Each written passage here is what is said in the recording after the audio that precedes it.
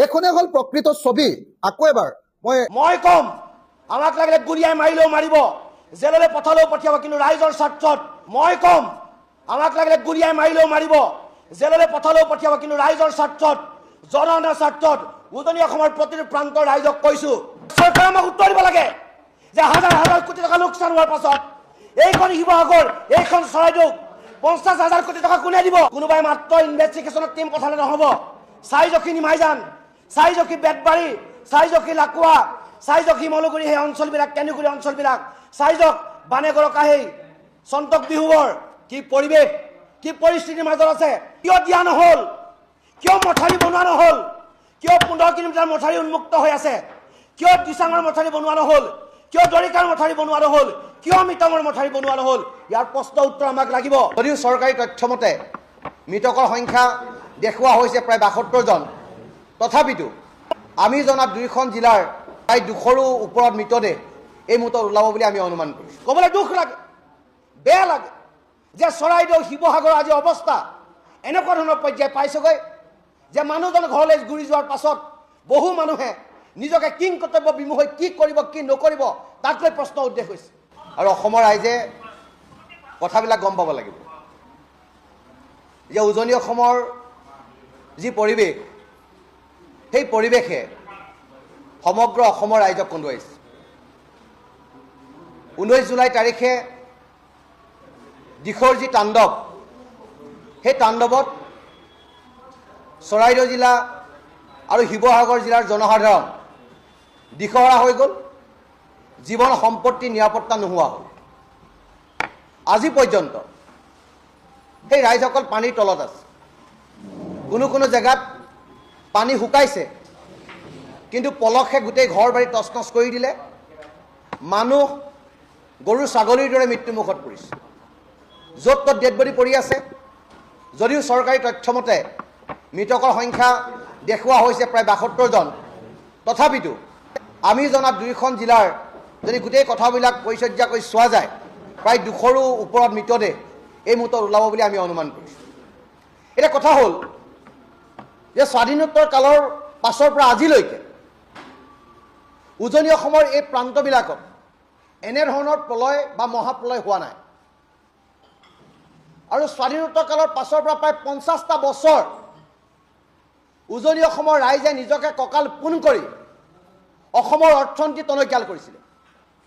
নিজেই জীয়াই থকাৰ লগতে অসমখনৰ অৰ্থনৈতিক পৰিকাঠামো অত্যাধিকভাৱে টনকিয়াল কৰিছিল। ব্যৱসায় বাণিজ্য আৰম্ভ কৰিছিল, বাগান খুলিছিল, গৰুৰ ফাৰ্ম, গাহৰি ফাৰ্ম খুলিছিল, হাজাৰ হাজাৰ বিঘা মাটিত খেতি কৰিছিল। কোনোবাই নাৰিকলৰ খেতি কৰিছিল, কোনোবাই অমিতাৰ খেতি কৰিছিল, কোনোবাই কলৰ খেতি কৰিছিল, কোনোবাই কুঁহিয়াৰ খেতি কৰিছিল। আৰু সৰ্বস্বে উজনি অসমৰ এই প্ৰান্তবিলাকত ক্ৰমান্বয়ে এই ৰাইজবিলাকে জীয়াই থকাৰ কাৰণে সংগ্ৰাম কৰিছিল। আৰু তাৰ ফলত আজি 50টা বছৰৰ পাছত উজনি অসমৰ ৰাইজে মূৰ তুলি জীয়াই থাকিব পৰা পৰিৱেশ সৃষ্টি হৈছিল। কিন্তু হঠাতে 19 জুলাই তাৰিখে যি প্ৰলয়ংকাৰী যি বান আহিল, সেই বানে উজনি অসমৰ সপোন ছাৰখাৰ কৰি দিলে। ক'বলৈ দুখ লাগে, বেয়া লাগে যে চৰাইদেউ শিৱসাগৰ আজি অৱস্থা এনেকুৱা ধৰণৰ পৰ্যায় পাইছেগৈ যে মানুহজন ঘৰলৈ ঘূৰি যোৱাৰ পাছত বহু মানুহে নিজকে কিং কৰ্তব্য বিমুখ হৈ কি কৰিব কি নকৰিব তাক লৈ প্ৰশ্ন উদ্দেশ হৈছে। মনস্তাত্ত্বিক পৰিৱৰ্তন হৈছে মানুহৰ, কাৰণ হাজাৰ হাজাৰ লাখ লাখ কোটি কোটি টকা লোকচানৰ ঘৰত গুচি গৈছে। এই মানুহবিলাকে কেনেকৈ থাকিব? এই মানুহবিলাকে কেনেকৈ ভৰপাই কৰিব? আমাৰ প্ৰশ্ন ইয়াত যে কি কাৰণত, কি ক্ষেত্ৰত ইমান মহাপ্ৰলয় উজনি অসমৰ এই জিলা দুখনত হ'ল? বৰষুণটো আগতেও হয়, পাহাৰত ধাৰাসাৰ বৰষুণ হয়। দিশত আমি সৰুৰ পৰা দেখি আহিছোঁ যে দিখৌ পানী বুলি ক'লে এদিন এৰাতি, কিন্তু দিখৌ পানী বাঢ়িয়ে থাকিল, বাঢ়িয়ে থাকিল, দৰিকাৰ পানী বাঢ়িয়ে থাকিল, মৃতকৰ পানী বাঢ়িয়ে থাকিল, দিচাঙৰ পানী বাঢ়িয়ে থাকিল, গোটেই মানুহক তছনছ কৰি দিলে। আৰু আজিও বেতবাৰী, চৰাইদেউ এই অঞ্চলৰ মানুহে পানীত টকবকাই আছে। পাণবেচা অঞ্চলৰ মানুহে পানীত টকবকাই আছে। জকাইচুকৰ মৌজাৰ মানুহে পানীত টকবকাই আছে। কিয়? লাকুৱাৰ তছনছ হৈ গুচি গৈছে। লাকুৱাৰ সম্ভ্ৰান্ত মানুহৰ চিন চাপ হৈ গ'ল। কিয় হ'ল? কি কাৰণে হ'ল? তাক আমাৰ প্ৰশ্ন তাৰ উত্তৰ লাগিব। যে চৰকাৰৰ গাফিলতি ক'ত? যে চৰকাৰৰ গাফিলতি তাত যে 100 কিলোমিটাৰ দিশৰ দৈৰ্ঘ্য, 100 কিলোমিটাৰ দিশৰ দৈৰ্ঘ্যত 15 কিলোমিটাৰ কিয় বান্ধ নাই?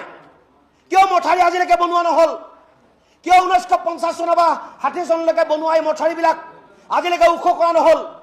কিয় মথাৰিবিলাকৰ বহনী ক্ষমতা অত্যাধিক কৰা নহল? কিয় ৰিং বান্ধত কোটি কোটি টকা খৰচ কৰা নহল? এই প্ৰশ্নবিলাকৰ উত্তৰ লাগিব। দৰিকা দলঙত দৰিকা নদীত মাত্ৰ 14 কিলোমিটাৰ মথাৰি আছে, বাকী মথাৰি কিয় আজিলৈকে বনোৱা নহল? মিটঙৰ মথাৰি কিয় বনোৱা নহল? দৰিকাৰ মথাৰি কিয় বনোৱা নহল? দিচাঙৰ মথাৰি কিয় বনোৱা নহল? এই কথা বতৰাবিলাক উত্তৰ চৰকাৰে আমাক দিব লাগিব। যদি চৰকাৰে সময় থাকোঁতে এই কামবিলাক কৰিলে হয়, তেতিয়াহ'লে উজনি অসমৰ এই জিলা দুখনৰ এনেকুৱা হাৰ ভাগি যোৱা পৰিৱেশ সৃষ্টি নহ'ল হয়। এতিয়া চৰকাৰে আমাক উত্তৰ দিব লাগে যে হাজাৰ হাজাৰ কোটি টকা লোকচান হোৱাৰ পাছত এইখন শিৱসাগৰ, এইখন চৰাইদেউ 50,000 কোটি টকা কোনে দিব? এই পৰিৱেশক কোনে উদ্ধাৰ কৰিব? সেই কথা অসম চৰকাৰে আমাক জনাব লাগিব। সেই কথা চৰকাৰে আমাক বুজাব লাগিব। উজনি অসমৰ প্ৰান্তলৈ আহক। কোনোবাই মাত্ৰ ইনভেষ্টিগেশ্যনৰ টিম পঠালে নহ'ব। চাইজখি নিমাইজান, চাইজখি বেতবাৰী, চাইজখি লাকুৱা, চাইজক শিমলুগুৰি, সেই অঞ্চলবিলাক, কেন্দুগুৰি অঞ্চলবিলাক, চাইজক বানেগৰকাহেই, চন্তক বিহুবৰ কি পৰিৱেশ, কি পৰিস্থিতিৰ মাজত আছে। হাজাৰ হাজাৰ গৰু মৰি গৈছে, হাজাৰ হাজাৰ গাহৰি মৰি গৈছে। কোনে দিব? কোনে উদ্ধাৰ কৰিব? তাক লৈ প্ৰশ্ন হৈছে। মই আজি শিৱসাগৰীয়া হিচাপে কৈছোঁ, উজনি অসমৰ এজন যুৱক হিচাপে কৈছোঁ, চৰকাৰৰ গাফিলতি আছে। কাৰণ চৰকাৰে এইকাৰণে গাফিলতি আছে, নগালেণ্ডত দিখৌ নদী বহাৰ ক্ষেত্ৰত কোনো ধৰণৰ জোখ-মাখ জোখাৰ এটা যন্ত্ৰ নাই। তাত কিয় নাই? কিয় দিয়া নহ'ল? কিয় মথাৰি বনোৱা নহ'ল? কিয় 15 কিলোমিটাৰ মথাৰি উন্মুক্ত হৈ আছে? কিয় দিচাঙৰ মথাৰি বনোৱা নহ'ল? কিয় দৰিকাৰ মথাৰি বনোৱা নহ'ল? কিয় মিটঙৰ মথাৰি বনোৱা নহ'ল? ইয়াৰ প্ৰশ্ন উত্তৰ আমাক লাগিব। আৰু এটা কথা স্পষ্টভাৱে কৈছোঁ, আমিও অনুসন্ধান কৰি আছোঁ। যদি নগালেণ্ডত কয়লা খননৰ কাৰণে, শিল খননৰ কাৰণে যদি এনেকুৱা দুৰ্যোগ নামি আহিছে, মই ক'ম আমাক লাগিলে গুলিয়াই মাৰিলেও মাৰিব, জেললৈ পঠালেও পঠিয়াব, কিন্তু ৰাইজৰ স্বাৰ্থত, জনসাধাৰণৰ স্বাৰ্থত উজনি অসমৰ প্ৰতিটো প্ৰান্তৰ ৰাইজক কৈছোঁ, যদি চাইণ্টিফিকেলি প্ৰুভ হয় যে নগালেণ্ডত শিল আৰু কয়লা খননৰ কাৰণে এই পৰিৱেশ হৈছে, তেতিয়া সমগ্ৰ ৰাইজ ওলাই আহিব। এখনো কয়লাৰ গাড়ী কোনো পাৰ কৰিব নোৱাৰাৰ ব্যৱস্থা কৰিব। কোনোবাই চিণ্ডিকেট কৰিছে, কৰি থাকক, মানুহৰ জীৱন সম্পত্তিক লৈ কৰিব নোৱাৰিব। এই কথাটো স্পষ্টভাৱে জনাইছোঁ। অসমৰ মুখ্যমন্ত্ৰীজনক স্পষ্ট বাৰ্তা দিছোঁ, 10,000 কোটি টকা আপুনি যদি আমাৰ উজনি অসমৰ এই জিলা দুখনলৈ প্ৰেৰণ নকৰে, ৰাইজ নিগমে মৰিব। আপুনি আহক, চৌখি ৰাইজৰ অৱস্থা, এই অৱস্থাৰ মাজেৰে ৰাইজে দুখ দুৰ্দশাৰ মাজেৰে জীৱন কটাইছে। স্পষ্ট বাৰ্তা, নদীৰ মথাৰি বনাব লাগিব। আপোনালোকে DPR প্ৰস্তুত কৰক। 100 কিলোমিটাৰ দিশৰ মথাৰি আপোনালোকে পুনৰ নিৰ্মাণ কৰিব লাগিব। দিচাঙৰ মথাৰি বনাব লাগিব, মিটঙৰ মথাৰি বনাব লাগিব, দৰিকাৰ মথাৰি বনাব লাগিব। আমাক পাৰ্মানেণ্ট সলিউশ্যন লাগে। আজি পইচা দিছে, আজি সাহায্য দিছে, অহা কালিলৈ কি হ'ব? আকৌ যদি বান হয় অহা বছৰ, তেতিয়া উজনি অসমৰ এই প্ৰান্তবিলাকত কি হ'ব? এই কথা বতৰাবিলাক আছে। গতিকে সেইকাৰণে কৈছোঁ, খুবেৰে কৈছোঁ, আক্ষেপেৰে কৈছোঁ, কাৰণ দুখ আছে। আমি দেখিছোঁ ৰাইজৰ বেদনা। গতিকে সেইকাৰণে কৈছোঁ যে স্পষ্ট বাৰ্তা, যদি কিবা কাৰণত আমি গম পাওঁ যে এই কামবিলাক চৰকাৰে নাই কৰা, তেতিয়া পৰিৱেশ বেলেগ কৰি দিম। আমি জীয়াই থাকিব লাগিব আমি। আৰু কয়লা শিলৰ খননৰ কাৰণে যদি এই ধৰণৰ দুৰ্যোগ নামি আহিছে, তেতিয়াহ'লে উজনি অসমৰ পৰা এখনো গাড়ী পাৰ হ'বলৈ আমি নিদিওঁ। কাৰণ কয়লা খান্দিবলৈ আমি কেতিয়াও নিদিওঁ। এনেধৰণৰ চিণ্ডিকেট চলাই, এনেধৰণৰ বাৰ্তা প্ৰেৰণ কৰি উজনি অসমৰ ৰাইজক প্ৰাণে মৰাৰ এই পলায়নকাৰী এই যি বিভীষিকা, সেই বিভীষিকা আমি পুনৰ বিচৰা নাই। আৰম্ভ কৰিছোঁ দেই, কথা নাপাতিব প্লিজ। নমস্কাৰ, মই আমাৰ শিৱসাগৰৰ আৰু লগতে গুৱাহাটীৰ পৰা অহা সকলো সংবাদকৰ্মীসকলক নমস্কাৰ জনাই আজিৰ সংবাদমেল আয়োজন কৰি দিছোঁ। সংবাদকৰ্মীসকলে বহুত কষ্ট কৰি, আপোনালোকে দিনে ৰাতি এইকেইদিন কষ্ট কৰি আছে। আমি যিমান কষ্ট কৰিছোঁ, সংবাদকৰ্মীসকলেও তেনেকুৱাকৈ কষ্ট কৰি থকা দেখিছোঁ। গতিকে মই সমগ্ৰ শিৱসাগৰ সমষ্টিৰ ৰাজ্যৰ হৈ আপোনালোক সকলো মিডিয়াৰ, সকলো সংবাদ সংস্থাৰ সংবাদকৰ্মীসকলক মই প্ৰথমতে নমস্কাৰ আৰু কৃতজ্ঞতা জনাইছোঁ। কালি অসমৰ মুখ্যমন্ত্ৰীয়ে সংবাদমেল দি কৈছে, ফেচবুক লাইভ দি কৈছে যে তেখেতে শিৱসাগৰ, চৰাইদেউ, যোৰহাট, গোলাঘাট এইকেইখন জিলাৰ মহিলাসকলৰ অৰুণোদয় 1250 টকাৰ পৰা 8,000 টকা কৰিব এই মাহটোৰ কাৰণে, আগষ্ট মাহটোৰ কাৰণে। মই তেখেতক প্ৰথমতে ধন্যবাদ জনাইছোঁ। তেখেতে মই লগত অনুৰোধ জনাম যে অৰুণোদয় আমাৰ খুব কম মানুহে পায়। গতিকে শিৱসাগৰ, চৰাইদেউ, যোৰহাট এই তিনিখন জিলাৰ সকলো মহিলাকে আগষ্ট মাহৰ পৰা যাতে অৰুণোদয় দিয়াৰ ব্যৱস্থা কৰি দিয়ে আৰু সেইটো যাতে 2,500 টকাকৈ হয়, মই তাৰ কাৰণে প্ৰথমতে তেখেতক অনুৰোধ জনাই পালোঁ। মই ৰিপিট কৰি দিছোঁ, অসমৰ মুখ্যমন্ত্ৰীয়ে কালি কৈছে যে শিৱসাগৰ, যোৰহাট, তাৰপিছত চৰাইদেউ আৰু গোলাঘাট জিলাৰ অৰুণোদয় পোৱা মানুহবিলাকৰ অৰুণোদয় দুগুণ কৰা হ'ব এমাহৰ ভিতৰত। মই লগতে এইটো অনুৰোধ জনাইছোঁ, তেখেতক ধন্যবাদ জনাই মই অনুৰোধ জনাইছোঁ যে তেখেতে অৰুণোদয় আমাৰ সকলো মহিলাক দিয়াৰ ব্যৱস্থাটো কৰি দিয়ক, কাৰণ আমাৰ আধামান মহিলাহে অৰুণোদয় পায়, আৰু লগতে সেইটো 2,500 টকাটো কৰি দিয়ক। সেইটো মোৰ প্ৰথম অনুৰোধ। দ্বিতীয় কথাটো হ'ল, কালি মুখ্যমন্ত্ৰীয়ে কৈছে যে আমি এককালীন সাহায্য হিচাপে 15,000 টকা। মই ভাবোঁ যে এই 15,000 টকাটো একেবাৰে ন্যূনতম। যিটো এককালীন সাহায্য তেখেতে কৈছে যে 15,000 টকা দিম, আৰু তাৰপাছত যাৰ যি ক্ষতি হৈছে, যেনেকৈ ধৰক গৰু যদি মৰিছে গৰুৰ দাম দিম, মহ যদি মৰিছে মহৰ দাম দিম, এনেকৈ ঘৰ যদি ভাগিছে ঘৰৰ 1,40,000 টকা দিম, এনেকৈ তেখেতে কৈছে। কিন্তু মই আপোনালোকক এখন ফটো দেখুৱাব কৈছোঁ। আজি মই আপোনালোকক এখন ফটো দেখুৱাব কৈছোঁ যে একচুৱেলি মানুহৰ অৱস্থা কেনেকুৱা হৈছে। একচুৱেলি মানুহৰ অৱস্থা কেনেকুৱা হৈছে আপোনালোকে চাওক। মই অসমৰ মুখ্যমন্ত্ৰীক এখন ফটো দেখুৱাইছোঁ। অসমৰ মুখ্যমন্ত্ৰী ডাঙৰীয়া, আপুনি এইখন ফটো চাওক। অসমৰ এটা মিডল ক্লাছ ফেমিলিৰ, এটা মধ্যবিত্ত পৰিয়ালৰ ড্ৰয়িং ৰুমৰ এখন ফটো। এই ফটোখনেই হ'ল প্ৰতিটো বানপীড়িত পৰিয়ালৰ প্ৰকৃত ফটো। মই আপোনালোকক এই ফটোখন এইকাৰণে দেখুৱাইছোঁ, এই ফটোখন মই অকণমান কৈ দিছোঁ। এই ফটোখনত এই বিচনাখন কমপ্লিটলি বোকাৰে পোত খাই গৈছে। ইয়াৰ টেবুলখন, ইয়াৰ ওপৰৰ আইনাখন ক'ৰবাত গুচি গ'ল। এইটো তেওঁলোকৰ ঘৰত থকা গডৰেজ বা আলমিৰা। গডৰেজ কোম্পানীৰ লয় কাৰণে মানুহে গডৰেজ বুলিয়ে কয়। গডৰেজ বা আলমিৰা, আৰু এইটো হ'ল তেওঁলোকৰ কমপ্লিট ঘৰটোৰ ধ্বংসাৱশেষ। মই এই ফটোখন অসমৰ মুখ্যমন্ত্ৰীক এবাৰ চাবলৈ অনুৰোধ কৰিছোঁ। মই এই ফটোখন অসমৰ প্ৰত্যেকজন মন্ত্ৰীক এবাৰ হৃদয়ত ভৰাই ল'বৰ কাৰণে অনুৰোধ কৰিছোঁ। মই এই ফটোখন অলপ পাছত অসমৰ মুখ্যমন্ত্ৰীলৈ হোৱাটছএপত পঠিয়াই দিম, আৰু মই আশা কৰিম অসমৰ মুখ্যমন্ত্ৰীয়ে এই ফটোখন ভাৰতবৰ্ষৰ প্ৰধানমন্ত্ৰীলৈ পঠিয়াই দিব। তাৰমানে বানপীড়িত মানুহৰ অৱস্থা প্ৰকৃত কেনেকুৱা, প্লিজ কথা পাতি নাথাকিব না, দিগদাৰ পাইছোঁ। বানপীড়িত মানুহৰ অৱস্থা কেনেকুৱা, এই ফটোখনে আমাৰ মধ্যবিত্ত শ্ৰেণীটোৰ প্ৰকৃত অৱস্থাৰ উমান দিয়ে। যি এই ফটোখন দেখা নাই, যি এই ফটোখনৰ প্ৰকৃত দৃশ্যটো উপলব্ধি কৰিব পৰা নাই, তেওঁহে কেৱল ক'ব যে বানপীড়িত পৰিয়ালবিলাকক আমি এককালীনভাৱে 15,000 টকা দিম।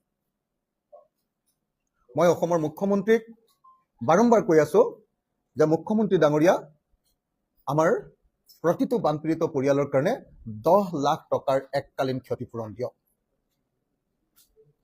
মোৰ সমষ্টিত 10 লাখ টকাৰ এককালীন ক্ষতিপূৰণ যদি দিয়ে, মই সৰ্বোচ্চ 40,000 মানুহ পৰিয়াল ক্ষতিগ্ৰস্ত হৈছে বুলি ধৰিছোঁ। 40,000 পৰিয়াল, 40,000 পৰিয়াল ক্ষতিগ্ৰস্ত হ'লে কি হ'ব? 4,000 কোটি টকা মোৰ সমষ্টিত লাগিব। 4,000 কোটি টকা। মই ভাবোঁ যে ভাৰত চৰকাৰ আৰু অসম চৰকাৰৰ কাৰণে এটা সমষ্টিৰ 40,000 পৰিয়ালৰ কাৰণে 4,000 কোটি টকাটো তেনেই সামান্য টকা। তেনেকৈ নাজিৰা সমষ্টিত মানুহবিলাকৰ অৱস্থা আমাতকৈ বেয়া। তাতো যিমান পৰিয়ালৰ ক্ষতিগ্ৰস্ত হৈছে সকলোকে 10 লাখ টকাকে। চৰাইদেউ সমষ্টিৰ মানুহবিলাকৰ তেনেকুৱা বেয়া, 10 লাখ টকাকে। মৰিয়নি সমষ্টিৰ মানুহবিলাকৰ এনেকুৱা অৱস্থা, 10 লাখ টকাকে। যিমান সমষ্টি আছে মই নামবিলাক ক'লে থাকি যাব। চৰাইদেউ জিলা, শিৱসাগৰ জিলা আৰু যোৰহাট জিলাৰ প্ৰত্যেকটো ক্ষতিগ্ৰস্ত পৰিয়ালক প্ৰকৃত ছবিখনে হ'ল এইখন, আৰু এইখন ছবি মই অসমৰ মুখ্যমন্ত্ৰীৰ হৃদয়ত আঁকি ল'বৰ কাৰণে অনুৰোধ জনাইছোঁ। মই দেখিছোঁ যে অসমৰ মুখ্যমন্ত্ৰীয়ে বানপীড়িতৰ লগত খুব ভদ্ৰভাৱে কথা পাতিছে, বানপীড়িতৰ লগত মজিয়াতে বহি লৈ কথা পাতিছে। সেইকাৰণে মই ভাবোঁ যে শিৱসাগৰৰ আমাৰ অসমৰ মুখ্যমন্ত্ৰীয়ে মানুহৰ হৃদয়ৰ বাৰ্তাটো বুজি পাব। এইখনে হ'ল প্ৰকৃত ছবি। আকৌ এবাৰ মই বাৰম্বাৰ এই ছবিখন মোৰ হৃদয়ত ধাৰণ কৰি লৈছোঁ। মই অসমৰ মুখ্যমন্ত্ৰীৰ হৃদয়ত এই ফটোখন ধাৰণ কৰি ল'বলৈ অনুৰোধ জনাইছোঁ। দাদা, এই ফটোখন মই অসমৰ মুখ্যমন্ত্ৰীৰ হৃদয়ত ধাৰণ কৰি ল'বলৈ অনুৰোধ জনাইছোঁ। যদি তেখেত প্ৰকৃততে মানুহ, যদি তেখেত এজন হৃদয়বান মানুহ, যদি সঁচাকৈ তেখেত এজন প্ৰজাবৎসল ৰজা, ৰজা বুলি ক'ব নাপায়, মানে মই বস্তুটো বুজাবৰ কাৰণে কৈছোঁ, যদি তেখেতে সঁচাকৈ গণতন্ত্ৰত জনগণৰ সমস্যা উপলব্ধি কৰে, তেতিয়াহ'লে 15,000 টকা দিয়াটো মানুহৰ প্ৰতি অপমান হৈছে। 15,000 টকাৰ এককালীন সাহায্য দিয়াটো মানুহৰ প্ৰতি অপমান হৈছে। সেইকাৰণে মই প্ৰত্যেকটো পৰিয়ালক 10 লাখ টকাকৈ এককালীন ক্ষতিপূৰণ দিবৰ কাৰণে মুখ্যমন্ত্ৰীক অনুৰোধ জনাইছোঁ। তদুপৰি যিবিলাক গৰু মৰিছে, গছ গছনি মৰিছে, তাৰ নিজস্ব এটা ক্ষতিপূৰণ থাকে, সেইটো NDRFৰ পৰা আহি যাব, আমাৰ NDRF পুঁজিৰ পৰা আহি যাব। সেইটো কথা মই কোৱা নাই, সেইটো এডিশ্যনেল, সেইটো এক্সট্ৰা। কিন্তু প্ৰত্যেকটো পৰিয়ালক অতি কমেও 10 লাখ টকা এটা দিব লাগে। মই আপোনাক কৈছোঁ যে 10 লাখ টকাটো তেনেই কম টকা। মানুহৰ যি ক্ষতি হৈছে, সেই ক্ষতিত 10 লাখ টকাটো একেবাৰে কম টকা। এটা পৰিয়ালে 4টা প্ৰজন্ম মানে 100 বছৰত যিমান কষ্ট কৰি পৰিয়ালটোৰ যিমান সম্পত্তি আৰ্জন কৰিছিলে, সেই গোটেই সম্পত্তি শেষ হৈ গৈছে। গতিকে যাৰ যাৰ ভিতৰত পানী সোমাইছে, ঘৰৰ ভিতৰত, তেওঁলোকক সকলোকে 10 লাখ টকাৰ এককালীন ক্ষতিপূৰণ দিবৰ কাৰণে মই অসমৰ মুখ্যমন্ত্ৰীক অনুৰোধ জনাইছোঁ। মই গম পাইছোঁ যে অসমৰ মুখ্যমন্ত্ৰী বিপদত পৰিছিল। অসমৰ মুখ্যমন্ত্ৰী পৰহি দিল্লীলৈ গৈছিলে, এইবাৰ অতি সন্তৰ্পণে, অতি মনে মনে। আগতে তেখেতে প্ৰাইম মিনিষ্টাৰে ফোন কৰিলেও আমাক টুইটাৰত জনায়, আগতে তেখেতে হোম মিনিষ্টাৰে ফোন কৰিলেও টুইটাৰত জনায়। এইবাৰ তেখেতে হোম মিনিষ্টাৰক লগ ধৰিছে, আৰু প্ৰাইম মিনিষ্টাৰক লগ পালে নে নাই মই নাজানো, কিন্তু আশ্চৰ্যকৰভাৱে অসমৰ মুখ্যমন্ত্ৰীয়ে দিল্লী যাত্ৰাটো অতি গোপনে ৰাখিছে। আশ্চৰ্যকৰ ঘটনা। বোধহয় মই যিমান দূৰ গম পাইছোঁ, প্ৰধানমন্ত্ৰীয়ে তেওঁক এইবাৰ সাক্ষাতেই নিদিলে।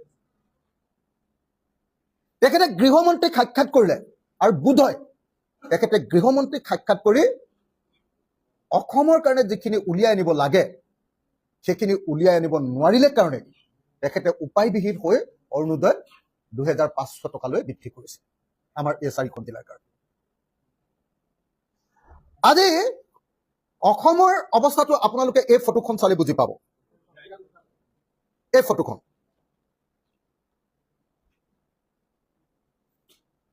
প্ৰাইম মিনিষ্টাৰে কেইঘণ্টামানৰ আগত, ভাৰতবৰ্ষৰ প্ৰধানমন্ত্ৰীয়ে কেইঘণ্টামানৰ আগত এই ফটোখন পোষ্ট কৰিছে ফেচবুকত। মই ফেচবুকৰ পৰা উলিয়াই আনি এই ফটোখন আপোনালোকক দিছোঁ। অসমৰ আটাইবিলাক সাংসদ, আমাৰ ৰাজ্যিক বিজেপিৰ সভাপতি, আৰু মাজে মাজে লোকসভাৰ অধ্যক্ষ পদতো মাজে মাজে অকণমান খালী সময়খিনিত বহিবলৈ সুযোগ পোৱা দিলীপ শইকীয়া ডাঙৰীয়া, তথাকথিত মন্ত্ৰী পবিত্ৰ মাৰ্ঘেৰিটা, মানে ফাইল চুবলৈ নোপোৱা মন্ত্ৰী, আমাৰ ইয়াত ডাঙৰ মন্ত্ৰী বুলি ভাবে, পবিত্ৰ মাৰ্ঘেৰিটা, আৰু আটাইকেইজন MP।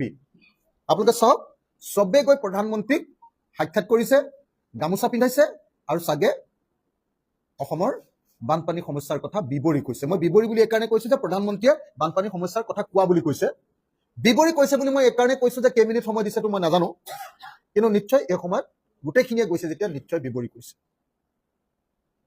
অৰ্থাৎ অসমৰ সকলো সাংসদে প্ৰধানমন্ত্ৰীক সাক্ষাৎ কৰিছে। মুখ্যমন্ত্ৰী সাক্ষাৎ কৰিবলৈ গৈছিলে তালৈকে মই জানো, তেখেতে গৃহমন্ত্ৰীক সাক্ষাৎ পালে মই সেইটোও জানো। প্ৰধানমন্ত্ৰীয়ে বোধহয় তেওঁক সাক্ষাৎ নিদিলে, দিলে যদিও মই নাজানো, দিলে যদিও তেওঁ মনে মনে ৰাখিছে, তাৰ অৰ্থটো হ'ল তেখেতক কোনো সঁহাৰি নিদিলে। সেইকাৰণে তেখেতে চাগে MP বিলাকক কৈ প্ৰধানমন্ত্ৰীক সাক্ষাৎ কৰাইছে। আপোনালোকৰ নিশ্চয় সকলোৰে মনত আছে যে আমাৰ প্ৰধানমন্ত্ৰী আমাৰ গৃহমন্ত্ৰীয়ে কৈছিলে যে বানমুক্ত অসম তেওঁলোকে আমাক দিব, সেইকাৰণে বিজেপিক আমি ভোট দিব লাগে। এতিয়া বানমুক্ত অসম নহয়, অসমৰ ইতিহাসৰ আটাইতকৈ ডেভাষ্টেটিং ফ্লাড, অসমৰ ইতিহাসৰ আটাইতকৈ ডাঙৰ জলপ্ৰলয় 2004 চনত গোৱালপাৰাৰ বলবলাত হৈছিলে। তাতকৈ বেছি ডাঙৰ জলপ্ৰলয় তাত এখন জিলাত হৈছিলে, ইয়াত আমাৰ 3খন জিলাত হৈছে। তাতকৈ ডাঙৰ জলপ্ৰলয় এবাৰ অসমত হৈছে, আৰু অসমৰ জলপ্ৰলয়ৰ বিষয়ে ক'বলৈ প্ৰধানমন্ত্ৰীক অসমৰ সকলো MP যাবলগীয়া হৈছে। অসমৰ সকলো MP যাবলগীয়া হৈছে। অনুগ্ৰহ কৰি কথা নাপাতিব না। এই জলপ্ৰলয়ৰ কথা, ডেভাষ্টেটিং ফ্লাডৰ কথা ক'বলৈ যাবলগীয়া হৈছে। উৰিষ্যাত যদি এই ফ্লাড হ'লহেঁতেন বা ঘূৰ্ণী বতাহ আহিলেহেঁতেন, এতিয়ালৈকে আমি তাক নেশ্যনেল কেলামিটি বুলি ডিক্লেয়াৰ কৰা গম পালোহেঁতেন। বিহাৰত যদি এনেকুৱা ধৰণৰ ঘটনা ঘটিলেহেঁতেন, এতিয়ালৈকে এইটো নেশ্যনেল কেলামিটি বা ৰাষ্ট্ৰীয় দুৰ্যোগ বুলি ঘোষণা কৰি বিশেষ চিটুৱেশ্যন বুলি ঘোষণা কৰিলেহেঁতেন। কেৰেলাত যেতিয়া সাগৰৰ পানী উঠে বা বম্বেত যেতিয়া সাগৰৰ পানী উঠে, এনেকুৱা পৰিস্থিতি হয়, তেতিয়া লগে লগে সেইটোক নেশ্যনেল কেলামিটি অৰ্থাৎ ৰাষ্ট্ৰীয় দুৰ্যোগ বা ৰাষ্ট্ৰীয় ডিজেষ্টাৰ, নেশ্যনেল ডিজেষ্টাৰ বুলি লগে লগে ডিক্লেয়াৰ কৰে। আশ্চৰ্যকৰ কথা, অসমৰ ক্ষেত্ৰত যি অষ্টলক্ষ্মীৰ কথা কয়, যি অসমৰ গামোচা পিন্ধি প্ৰধানমন্ত্ৰীয়ে মাজে মাজে ভাওনা কৰে, সেই প্ৰধানমন্ত্ৰীক এতিয়া অসমৰ সব সাংসদে সাক্ষাৎ কৰিছে। অসমৰ মুখ্যমন্ত্ৰী সাক্ষাৎ কৰিবলৈ গৈছে, ইয়াত বানপীড়িতৰ লগত নাথাকি তেওঁক লগ পাবলৈ গৈছে। হয়, তেওঁ লগ দিয়া নাই, লগ দিয়াৰ পাছতো হয়তো সঁহাৰি দিয়া নাই, যাৰ কাৰণত এতিয়া অসমৰ মুখ্যমন্ত্ৰীয়ে অৰুণোদয় আঁচনিৰ ধন 1250 টকাৰ পৰা 2500 টকা কৰাৰ বাহিৰে আৰু একো কথা ক'বলৈ সক্ষম হোৱা নাই। আশ্চৰ্যকৰ ঘটনা। বানপীড়িত মানুহে যেতিয়া মৃত্যুবৰণ কৰে, তেতিয়া আমাৰ NDRF বা SDRFৰ 4 লাখ টকাৰ উপৰিও প্ৰধানমন্ত্ৰীয়ে লগে লগে আৰু 10 লাখ টকা এক্সট্ৰাকে দিছো বুলি কয়। আমাৰ মুখ্যমন্ত্ৰীয়ে আমাৰ ৰাইজে ডনেশ্যন দিয়া যিটো CM ৰিলিফ ফাণ্ড, ৰাইজে ডনেশ্যন দিয়া CM ৰিলিফ ফাণ্ডৰ পৰা 5 লাখকে দিম বুলি কালি ক'বলগীয়া হৈছে। কথাটো আপোনালোকে ধৰিব পাৰিছেনে বাৰু? কথাটো আপোনালোকে নিশ্চয় মোৰ কথাটো উপলব্ধি কৰিব পাৰিছে। ভাৰতবৰ্ষৰ য'তেই ডিজেষ্টাৰ হয়, তাত নিয়মে হ'ল 4 লাখ টকা এটা চৰকাৰৰ পৰা মানুহ এজন মৰিলে দিয়ে। তদুপৰি লগে লগে প্ৰধানমন্ত্ৰীৰ কাৰ্যালয় বা ভাৰত চৰকাৰে কি কৰে, এডিশ্যনেল 10 লাখ টকা বা 20 লাখ টকা এটা এটা পৰিয়ালক দিয়াৰ কথা ঘোষণা কৰে। আমাৰ মুখ্যমন্ত্ৰীয়ে প্ৰধানমন্ত্ৰীক সাক্ষাৎ কৰিব নোৱাৰি, গৃহমন্ত্ৰীক সাক্ষাৎ কৰি আৰু এই গোটেইবিলাকে গামোচা পিন্ধাই, গোটেই MP গালে গৈ গামোচা পিন্ধায়ো মৃত পৰিয়ালবিলাকৰ কাৰণে 1 লাখ টকা এটা প্ৰধানমন্ত্ৰীৰ পৰা আনিব নোৱাৰে।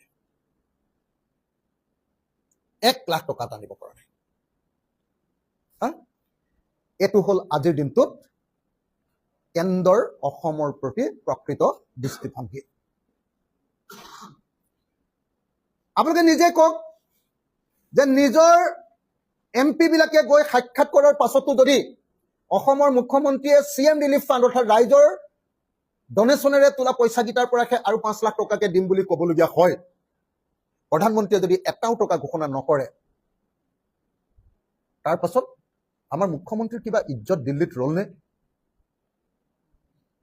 আমাৰ মুখ্যমন্ত্ৰীৰ কিবা সন্মান, অসমখনৰ কিবা সন্মান দিল্লীত ৰলনে? সেইকাৰণে মই আমাৰ আটাইতকৈ বেছিকৈ ক্ষতিগ্ৰস্ত এটা সমষ্টিৰ বিধায়ক হিচাপে অসমৰ মুখ্যমন্ত্ৰীক স্পষ্ট ভাষাৰে জনাইছো যে 15,000 টকা নহয়, প্ৰতিটো ক্ষতিগ্ৰস্ত পৰিয়ালক 10 লাখ টকাকে আপুনি দিব লাগিব। যদি নিদিয়ে, অসম বিধানসভাৰ টেবুলৰ ওপৰত যেনেকে উঠিছিলো, মই আপোনাৰ কাৰ্যালয়ৰ টেবুলৰ ওপৰতো উঠিম। কথা খাটাং। মই শিৱসাগৰৰ ৰাইজক লগত লৈ গৈ মুখ্যমন্ত্ৰীৰ ঘৰ ঘেৰাও কৰিম। কথা খাটাং। মুখ্যমন্ত্ৰী ডাঙৰীয়া, আপুনি মোৰ অনুৰোধত শিৱসাগৰৰ মানুহৰ কাৰণে 8 কেজিকে চাউলৰ এটা টোপোলা, 2 কেজিকে দাইলৰ এটা টোপোলা, 1 কেজিকে মিঠাতেলৰ এটা টোপোলা, 1 কেজিকে নিমখৰ এটা টোপোলা আপুনি মোক দিছে, আমাৰ শিৱসাগৰৰ সমষ্টিৰ ৰাইজৰ কাৰণে দিছে। মই তাৰ কাৰণে আপোনাক কৃতজ্ঞতাৰ ধন্যবাদ জনাইছো। এইটো মই অনুৰোধ কৰিছিলো আপোনাক। আপুনি সেইটো অকল মোৰ সমষ্টিতে নহয়, বাকীকেইটা সমষ্টিটো দিছে। কিন্তু তাৰ ভিতৰতো কালি CM যিটো আহিছে, সেইটো চালো যে ক'ৰবাত চাউল আৰু দালি কম আছে। এইটো কোনোবাই গণ্ডগোল কৰিছে নে কি কৰিছে মই নাজানো। আমাৰ শিৱসাগৰত ক'ৰবাত অলপ কম আহিছে, ক'ৰবাত ঠিকে আহিছে। য'ত পেক কৰি দিছে একদম চিল পেক, সেইটো ঠিকে আছে। য'ত মানে পলিথিনেৰে দিছে সেইটোত চাউল, তেল আধা লিটাৰ আহিছে, 1 লিটাৰ দিম বুলি কৈছিলে CM এ।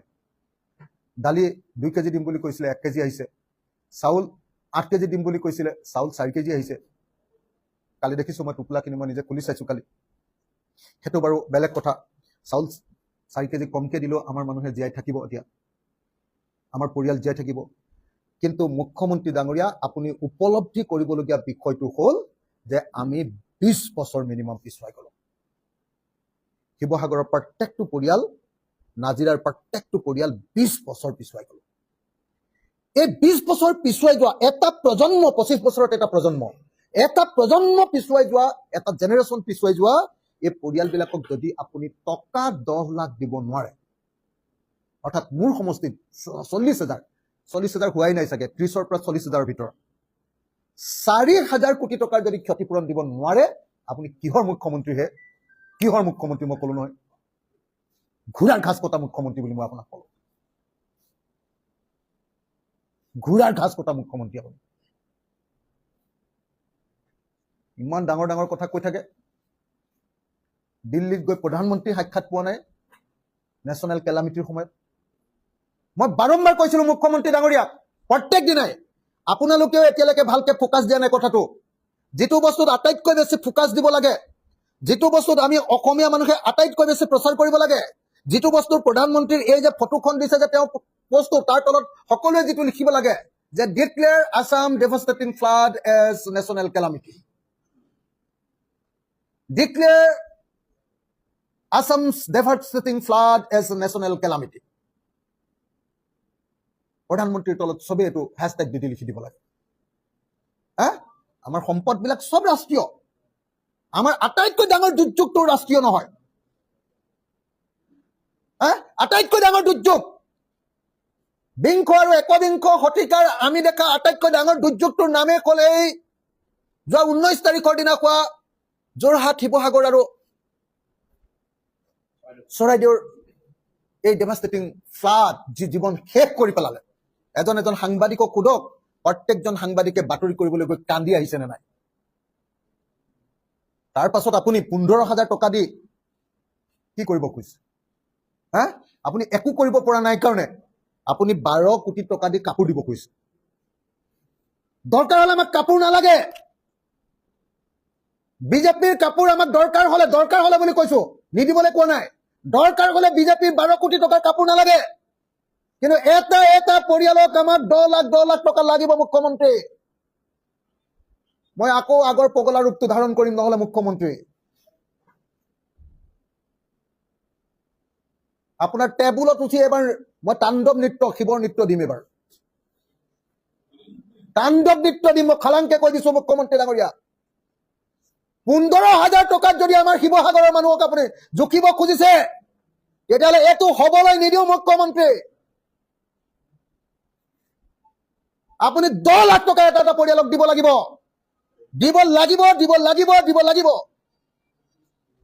10 লাখ টকাকে আপুনি দিব লাগিব। যদি নিদিয়ে তেতিয়াহ'লে আকৌ ৰূপ দেখিবলৈ পাব আমাৰ অখিল গগৈ ৰূপ, আগৰ পুৰণি ৰূপ আপুনি দেখিবলৈ পাব।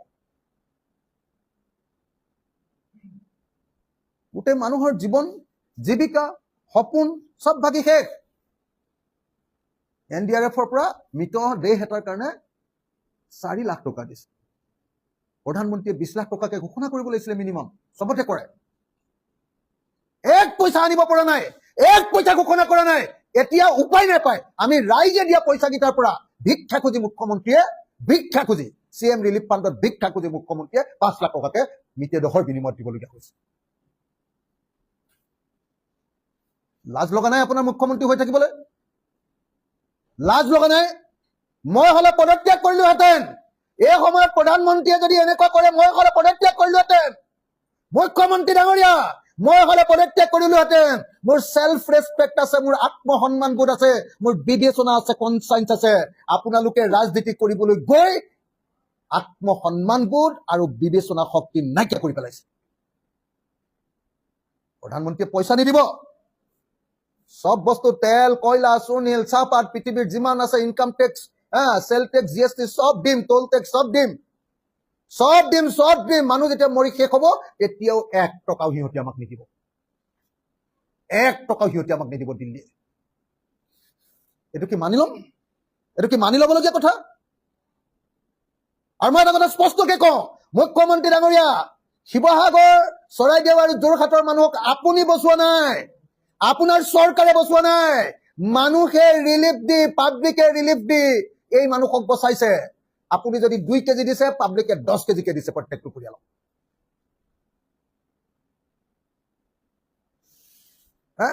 এটা উদাহৰণ দিলে হৈ গ'ল।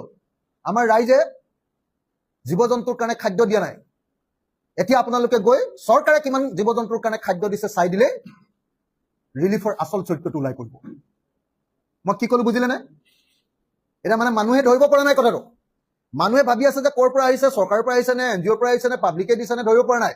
কাৰণ নিজৰ ঘৰত 10 কেজি চাউল জমা হৈ গৈছে, কিন্তু চৰকাৰৰ পৰা তাত হয়তো 2 কেজিহে চাউল আহিছে।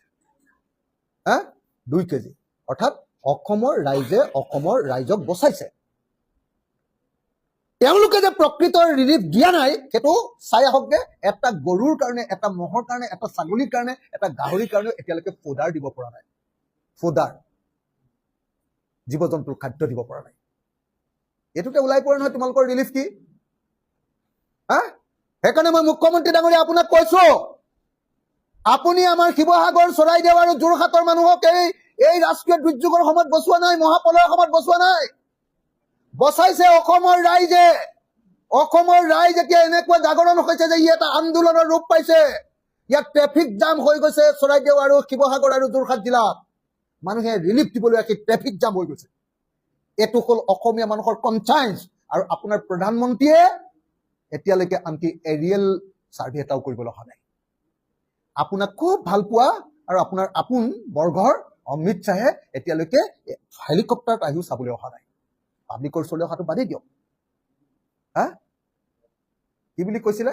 আৰু 5 বছৰ দিয়ক, আমি অসমক বানমুক্ত অসম দিম। বানমুক্ত অসম দিলানে? কি দিলা তোমালোকে? আৰু বাৰম্বাৰ মই কৈ আছিলো, আপোনালোকে এতিয়াও সংবাদ মাধ্যমে অনুসন্ধান শেষ কৰা নাই। এতিয়াও আপোনালোকে আচল উৎসলৈ যোৱা নাই। কিন্তু ভাল লাগে যে কালি মই কেইবাজন সাংবাদিকৰ পৰা কিছুমান ফটো পালো, যিবিলাক ফটোত প্ৰমাণ হৈছে যে একচুৱেলি কালি মই বহুতখিনি ফটো পালো, যিবিলাক ফটোত একদম মানে হেৰি হৈ গৈছে, প্ৰমাণ হৈ গৈছে যে যিবিলাক ফটোত প্ৰমাণ হৈ গৈছে যে একচুৱেলি কি হৈছে যে একচুৱেলি যে মানে সাংঘাতিক ধৰণে নাগালেণ্ডত হোৱা ঘটনাৰ কাৰণে সাংঘাতিক ধৰণে এতিয়া যিকেইটা মানুহে, মোৰ হাঁহিও উঠে কেতিয়াবা কেতিয়াবা, যিকেইটা মানুহে ৰিলিফ দি ফুৰিছে নেপালী খুঁটিত, যিকেইটা মানুহে ৰিলিফ দি ফুৰিছে সেই মানুহকেইটাই নেপালী খুঁটিৰ এইটো অৱস্থা কৰিলে। সিহঁতি কয়লা চিণ্ডিকেট আৰু শিলৰ চিণ্ডিকেট কৰি আমাৰ গোটেই শিৱসাগৰ আৰু চৰাইদেউ ধ্বংস কৰি দিলে। MLA, মন্ত্ৰী, জয়ন্ত মল্ল বৰুৱা, পীযুষ হাজৰিকা, হিমন্ত বিশ্ব শৰ্মা, তালৈকে চবেই জানে। মোৰ সমষ্টিটো এটি কয়লাৰ হেৰি পাতিছেহি আহি।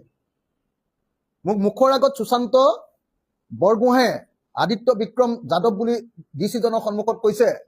মই ক'লো যে মোৰ তাত হাঁহ চৰা কি কয় এডোখৰ ঠাই সোণপুৰাত কি এইবিলাক কয়লাৰ ঘাটি পাতিছ? মই 10 লাখকে পাওঁ দিগদাৰ, 5 লাখ পাওঁ তই দিগদাৰ নকৰিব বুলি কৈছে।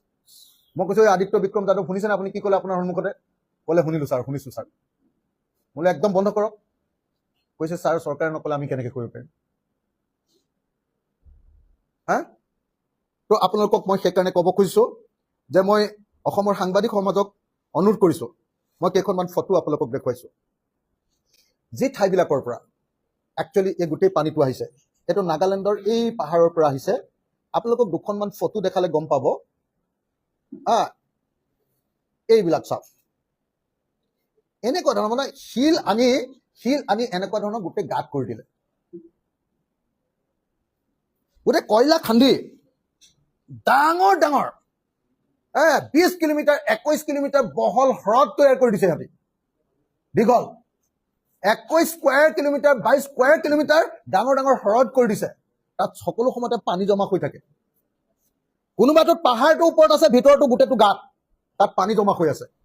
একেলগতে বৰষুণ যেতিয়া দি দিলে, ধানকে পাহাৰো কহিছে, তাৰো পানী আহিছে, বৰষুণৰো পানী আহিছে, এই শিলখনৰ ঠাইৰো খানি আহিছে। আকৌ শিল খানি খানি গোটেই নদীখন যে বাম কৰি পেলালে, লগে লগে কি হৈছে, যেনি তেনি পানীটো গুচি গৈছে। এইটোৱে হ'ল ডিভাষ্টেটিং ফ্লাড। আৰু লগতে আপোনালোকে নিজে চাই ল'ব, তাত ইতিমধ্যে সৰু সৰু দুটা নদী বান্ধ আছিলে, দুইটা ভাগিছে। জাগাটোৰ নাম 71। এবাৰ গৈ কোনোবাই চাই আহিব। ইয়াত এতিয়া ছ'চিয়েল মিডিয়াত সেইবিলাক ফটোবিলাক দি আছে, ভিডিঅ'বিলাক দি আছে। 71 নামৰ ঠাইত দুটা সৰু সৰু নদীবান্ধ, সৰু সৰু কিমান মেগাৱাট, 20 মেগাৱাট, এটা 28 মেগাৱাট, এটা 40 মেগাৱাট, এনেকুৱা দুটা ভাগি গৈছে। আৰু বহুতে কৈ আছে যে নহয়, দিখৌ নদীৰ ওপৰত ক'ত বান্ধ আছে? আৰে দিখৌ নদীৰ ওপৰত 2025 চনৰ ফেব্ৰুৱাৰী মাহৰ পৰা এটা 3rd ফেজৰ বান্ধ এটা বনাই আছে। দিখৌ ষ্টেজ 3 দিখৌ বুলি কয়, হাইড্ৰ ইলেক্ট্ৰিক প্ৰজেক্ট নদী বান্ধ, অৰ্থাৎ বিদ্যুৎ উৎপাদনৰ কাৰণে বান্ধ বনাই আছে। এইবিলাক চব ভাগিছে। সেইকাৰণে মই আপোনালোকক কৈছো, তিনিটা কামৰ কাৰণে কৈছে। 1 নম্বৰ, প্ৰবল বৰষুণ। আৰু ঘোঁৰা ঘাঁচটো যে কৈ আছিলে ডাৱৰ বাৰ্ষ্ট, সেইটোতো নহয় বুলি কৈ দিলে। এতিয়া IMD-য়ে কৈ দিলে, ইণ্ডিয়ান মেট্ৰলজিকেল ডিপাৰ্টমেণ্টে ক'লে যে নাগালেণ্ডত ক'তো ডাৱৰ বাৰ্ষ্ট হোৱা নাই, বৰষুণ হৈছে। মই কৈ আছিলো তেতিয়া, মোক মানুহে এই অখিলে চবতে উস্তাদি মাৰে বুলি কয়। এতিয়া মানুহে গম পাইছে যে তাত বৰষুণ হৈছিলে 16 ঘণ্টা। আগতেও হয়, কিন্তু এইবাৰ বৰষুণৰ লগত কি হৈ গ'ল, নদী বান্ধকেইটাৰ পানী এৰি দিবলগীয়া হ'ল। কিমান বৰষুণ হৈ গ'ল। 2 নম্বৰ কি হৈ গ'ল, কয়লা খনিবিলাকৰ ডাঙৰ ডাঙৰ যে এই যে এতিয়া যিকেইটা MLA আছে, সেইকেইটাই চলাই। এতিয়া নাম চাম ক'বলৈ বেয়া পাইছো, আৰু সেইকেইটা একদম ফিল্ডত আছে, মাৰ খাব নহ'লে। কয়লা খানি সুশান্ত বৰগোহাঁই, তাৰপিছতে এইটো শদিয়াৰ MLA কি নাম, বলিন চেতিয়া, জয়ন্ত মল্ল বৰুৱা, পীযুষ হাজৰিকা আৰু হিমন্ত বিশ্ব শৰ্মা। এই চেইনটোত গোটেই কয়লাটো যায়, শিল আৰু বালি যায়। আৰু গোটেই আমাৰ 4 লেনটো বনাবৰ কাৰণে গোটেইখনটো তাৰ পৰাই পানী মাটি আনিছে, গোটেই পাহাৰডাল কাটি দিছে। 4 লেনটো বনোৱাৰ মাটিবিলাক ক'ৰ পৰা আহিছে? চব তুলিৰ পৰা আহিছে। তাৰ পৰা এতিয়া এইটোৰ ওপৰত তদন্ত হ'বনে নহ'ব? এইটোৰ ওপৰত যদি তদন্ত নহয়, তেতিয়াহ'লে আকৌ যে বানপানী হ'ব, এইটোৰ ওপৰতটো কাম কৰিব নোৱাৰিব। মোৰ ঘৰখন জীৱনত কেতিয়াও বানপানী হোৱা নাছিলে, শিৱসাগৰ টাউনখনত কেতিয়াও জীৱনত এনেকৈ বানপানী হোৱা নাছিলে। এই যে ৰাস্তা এটা ওলাই গ'ল এতিয়া বানপানী হোৱাৰ, এতিয়াতো প্ৰত্যেক বছৰ হৈ থাকিব যদি তদন্তটো কৰি সেইটো কাম বন্ধ নকৰে।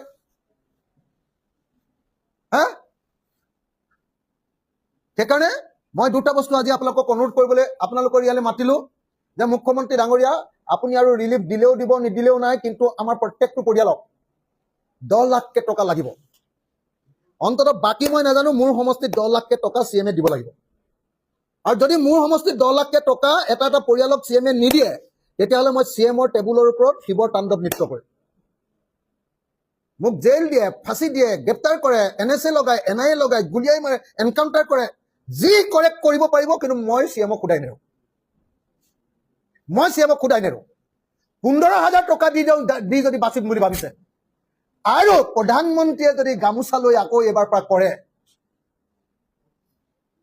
মই মানে বেয়া শব্দ এতিয়া নকওঁ আৰু, কৰিম উল্টা পুল্টা কৰিম প্ৰতিবাদ, উল্টা পুল্টা প্ৰতিবাদ কৰিম।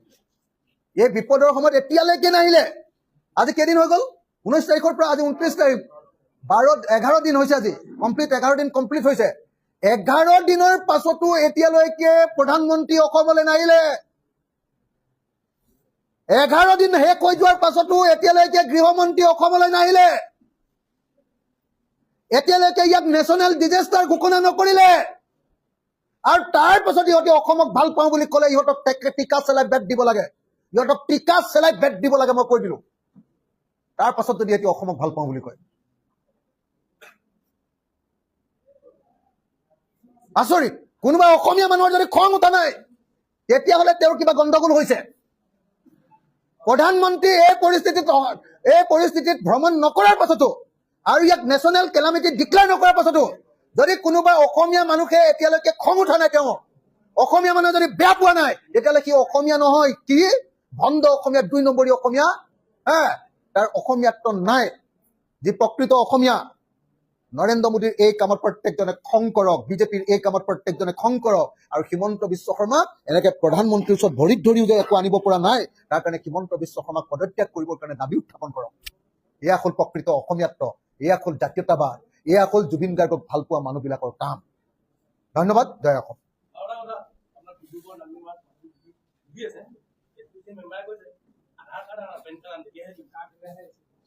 মানে এতিয়া মই এটা কথা আপোনালোকক খাটাংকে কৈ দিওঁ যে কোনো কাৰ্ড চাৰ্ডৰ কথা নাই যি মানুহ য'ত ক্ষতিগ্ৰস্ত হৈছিলে সব মানুহে 10 লাখ নিজৰ ঘৰটো বনাবলৈ পাব লাগিব ঘৰৰ ভিতৰৰ বস্তুকেইটা কিনিবলৈ পাব লাগিব আৰু যদি নাপায় মই অসমৰ মুখ্যমন্ত্ৰীৰ টেবুলত এইবাৰ সংসদত যেনেকে বিধানসভাত যেনেকে টেবুলত উঠিছিলো মই মুখ্যমন্ত্ৰীৰ টেবুলত উঠাটো কনফাৰ্ম মই গুলি খাই মৰিব পাৰো আপোনালোকে মোৰ ডেড বডিও পাব পাৰে কিন্তু মই সেইটো কৰিম যিকেইটা নেশ্যনেল হাইৱে ঠিকাদাৰী সংস্থাই এই কামখিনি কৰিলে এতিয়ালৈকে পানী ওলাই নোযোৱাৰ মূল কাৰণ মানুহসকলে সেইটো এতিয়া গৌৰী সাগৰৰ পৰা জাজিলৈকে ৰিগেল এইফালে যিকেইটা আছে খিচিৰি এসাঁজ এতিয়ালৈকে খোৱাৰ বাহিৰে একো কৰা নাই এখন ডাম্পাৰক 4ৰ পৰা ডিফুলৈকে ধৰা ছাগলী 75,000 7,000 টকা ৰিগেল তেওঁলোকৰ দায়িত্ব আছিল না 4 লেন বনাই থকা যিকেইটা পাৰ্টি এই পাৰ্টিকেইটাই নাগালেণ্ডৰ পৰা বিভিন্ন ঠিকাদাৰৰ জৰিয়তে মাটি আনিলে মাটি আনি এই দুৰ্যোগটো মানে সংগঠিত কৰাৰ ক্ষেত্ৰত এই 4 লেন কোম্পানীৰো আৰু NHIDCLৰো এটা ডাঙৰ ভূমিকা আছে দ্বিতীয় ডাঙৰ ভূমিকাটো হ'ল যে নেশ্যনেল হাইৱেত গোটেই পানী জমা হৈ যোৱা ঘটনা গোটেই 4 লেনটো যে বনালে পানী ওলাই যাবৰ কাৰণে কোনো ধৰণৰ তেওঁলোকে প্ৰয়োজনীয় ঠাইখিনিত প্ৰয়োজনীয় আকাৰৰ হেৰি নিদিলে কি কয় কালভাৰ্ট নিদিলে কৰবাত হয়তো ড্ৰেইন বনাব লাগিছিলে ড্ৰেইন নবনালে কৰবাত ওলাই যাবৰ কাৰণে কালভাৰ্ট দিব লাগিছিলে কালভাৰ্ট নিদিলে যাৰ কাৰণত এই ঘটনা ঘটিছে কিন্তু দুৰ্ভাগ্যজনকভাৱে NHIDCL আৰু কোম্পানী ৰিগেল বুলি ক'লে মই কোম্পানীকেইটাৰ নামটো নাজানো ৰিগেল আৰু যিকেইটা কোম্পানীয়ে কাম কৰিছে তেওঁলোকক অচিৰে তেওঁলোকৰ যি কৰ্পৰেট ছ'চিয়েল ৰেছপনচিবিলিটি ফাণ্ড 2% দিব লাগে সেই 2% মই শিৱসাগৰৰ মানুহৰ কাৰণে আৰু যোৰহাটৰ মানুহৰ কাৰণে খৰচ কৰিবৰ কাৰণে দাবী উত্থাপন কৰিছো থেংক ইউ